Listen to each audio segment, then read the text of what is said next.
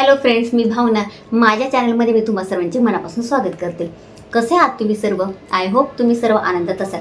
स्वामींच्या कृपेने तुमच्या सगळ्या चांगल्या इच्छा पूर्ण होत आजचा दिवस तुम्हाला खूप छान आणि आनंदाचा जाऊ. 21 मेला गुरुपुष्यामृत आहे. पुष्य नक्षत्र जेव्हा गुरुवारी येतो तेव्हा गुरुपुष्यामृत योग तयार होतो आणि ज्योतिषशास्त्रात हा जो योग आहे हा खूप शुभ मानला गेला आहे. या योगावर आपण काही लक्ष्मी प्राप्तीच्या सेवा करू शकतो आणि काही आपल्या गुरूंची आपल्याला सेवा करायची असतं. तुम्ही ज्या गुरूंना मानत असाल त्या गुरूंची तुम्हाला सेवा करायची आहे आणि यासोबतच आपल्या घरात सुख शांती समृद्धी नांदावी, आपल्या घरात ते दोष निघून जावे, आपल्या घरातली नकारात्मकता निघून जावी, आपल्या घरात सगळ्या गोष्टी चांगल्या व्हाव्या, धनधान्याची आपल्याला कधी कमतरता भासू नये. कारण पैसा हा अशी गोष्ट आहे की म्हणजे आपल्याला पैशांच्या समस्या आल्या की सगळ्याच गोष्टी आपल्या म्हणजे मनावर परिणाम करतात. त्याचा म्हणजे मनावर सुद्धा परिणाम होतो, स्ट्रेस येतो आणि मग आपल्या आरोग्यावर तो परिणाम होतो, आरोग्य आपलं खराब होतं. तर या गोष्टी होत असतात. तर आपल्या घरात सगळ्या गोष्टी चांगल्या व्हाव्या यासाठी लक्ष्मीने आपल्या घरात राहावं, आपल्या घरातली दरिद्री दूर व्हावी यासाठी मी आज तुम्हाला 2 उपाय देणार आहे. ते 2 उपाय जर तुम्ही या दिवशी केला तर बऱ्याच गोष्टी तुमच्या मनासारख्या होणार आहे. तुमच्या घरातली निगेटिव्हिटी म्हणजे निगेटिव्हिटी अशी गोष्ट आहे की म्हणजे ती कुठूनही प्रवेश करते. आपल्या घरात टॉयलेट बाथरूम असतं त्यातून ती येत असते. आपण घराच्या बाहेर जातो, घराच्या बाहेर आपण जातो, त्यातून आपण जेव्हा घरात प्रवेश करतो बाहेरून आपण बरीच निगेटिव्हिटी घेऊन येत असतो किंवा घरात आपल्या म्हणजे खूप अडगड असते. काही वेळा असंही होतं की घरात अडगड असेल किंवा कोणत्या ना कोणत्या गोष्टीतून निगेटिव्हिटी येत असते. बंद घड्याळं वगैरे आपल्या घरात पडलेले असतात. अशा काही ना काही गोष्टीतून निगेटिव्हिटी दूर करण्यासाठी हे 2 उपाय अतिशय प्रभावशाली ठरणार आहेत. तर प्रत्येक महिलांनी हा व्हिडिओ बघायचा आहे, महिलांनी हे उपाय करायचे आहे. हे 2 उपाय जर तुम्ही करून घेतले तर तुमच्या घरातली सगळी निगेटिव्हिटी निघून जाणार आहे, लक्ष्मीचा तुमच्या घरात प्रवेश होणार आहे, दरिद्री तुमच्या घरातली निघून जाणार आहे. आता बऱ्याच वेळा काय होतं, आपण कोणतं काम करतो, मग ते बदली असो, प्रमोशन असो किंवा नोकरी संदर्भात असो किंवा लग्न जमत नाही, काही ना काही समस्या असतात किंवा तुम्हाला घर घ्यायचं आहे, गाडी घ्यायचं आहे, तुम्हाला काहीतरी अडचणी येत आहेत, कुठलं तरी काम करत असताना तुम्हाला अडचणी येतात किंवा तुम्ही जॉब करताय, जॉबच्या ठिकाणी तुम्हाला काहीतरी अडचणी येत आहेत.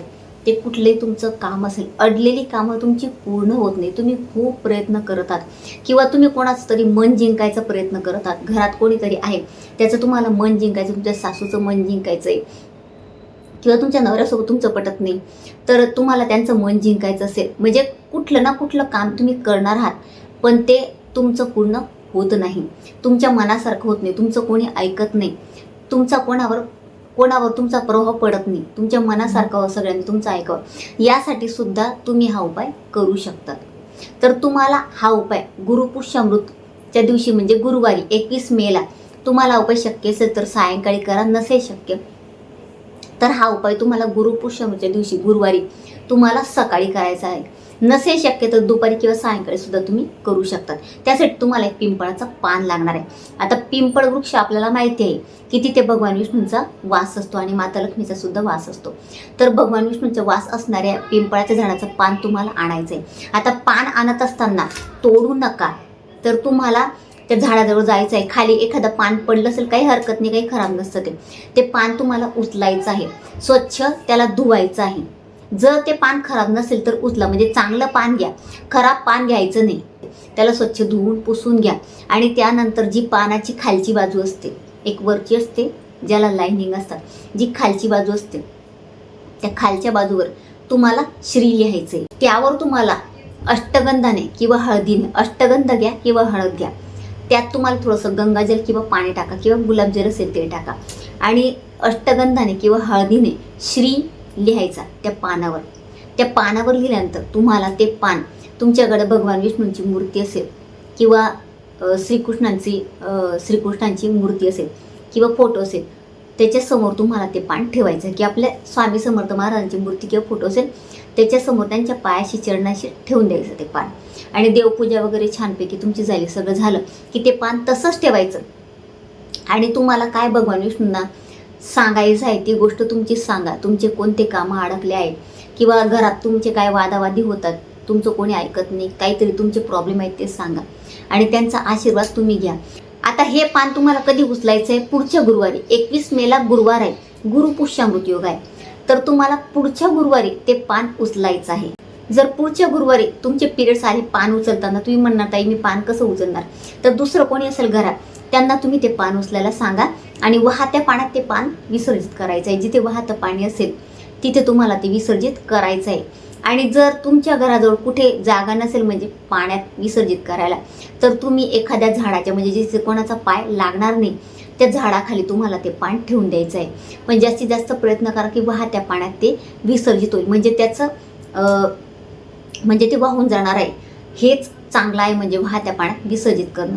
छोटासा नाला असेल तिथे सुद्धा तुम्ही विसर्जित करू शकता. तर अशा पद्धतीने हा उपाय करायचा. पुष्य नक्षत्राचा स्वामी शनी आहे आणि याचे देवता म्हणजे भगवान विष्णू आहेत, पिंपळाचे देवता.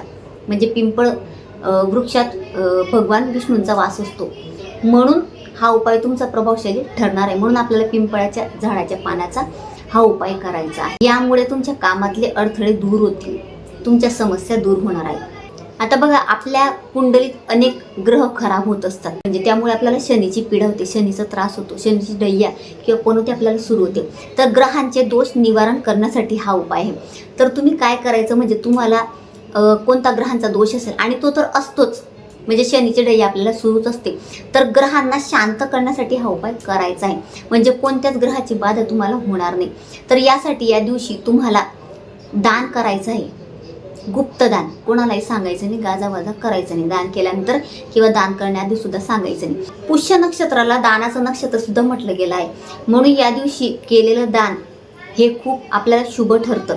म्हणजे या दिवशी आपण दान केलं, गुप्त दान केलं कोणाला न सांगता, तर त्यामुळे आपल्या ग्रहांचे दोष दूर होतात, आपली ग्रहांची पीडा दूर होते आणि आपल्या आयुष्यात सगळ्या गोष्टी चांगल्या होतात. यासाठी तुम्हाला 1.25 किलो चणा डाळ लागणार आहे, म्हणजे जी हरभऱ्याची डाळ असते ती लागणार आहे. 1.25 किलो चणा डाळ घ्या, किंवा तुम्हाला केळी घ्यायची आहे, किंवा 1.25 डझन केळी घ्या, म्हणजे 15 केळी घ्यायची.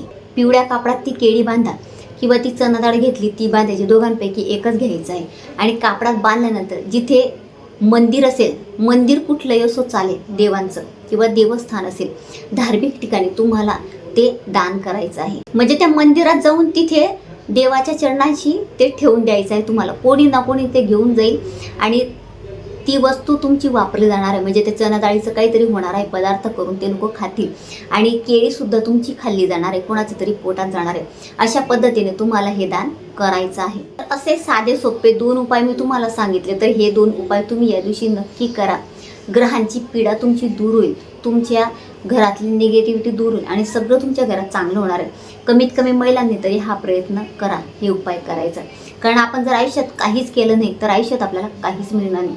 सगळ्या गोष्टी इतक्या इझिली मिळत नाही आणि मग आपल्याला घरात आपल्या अनेक समस्या दिसू लागतात. या गोष्टी होतात आणि सगळ्यात मोठी समस्या म्हणजे पैशांची. किती पैसा कमवा, तो पैसा कमीच पडतो, कुठे ना कुठे तो खर्च होतच असतो. मग 1 लाख पगार असेल तरीसुद्धा तो पुरत नाही. या गोष्टी होत असतात, घरात कटकटी होतात. म्हणून मी तुम्हाला सांगते की हे 2 उपाय तुम्ही नक्की करा. अगदी हे उपाय करायला तुम्हाला काहीच वेळ लागणार नाही आहे. तर असे छान छान उपाय बघण्यासाठी जर तुम्ही या चॅनलला सबस्क्राईब केलं नसेल तर चॅनलला सबस्क्राईब नक्की करा आणि कमेंटमध्ये श्री स्वामी समर्थ नक्की लिहा. पुन्हा भेटूया अशाच एका नवीन व्हिडिओसोबत. तोपर्यंत सर्वांना श्री स्वामी समर्थ.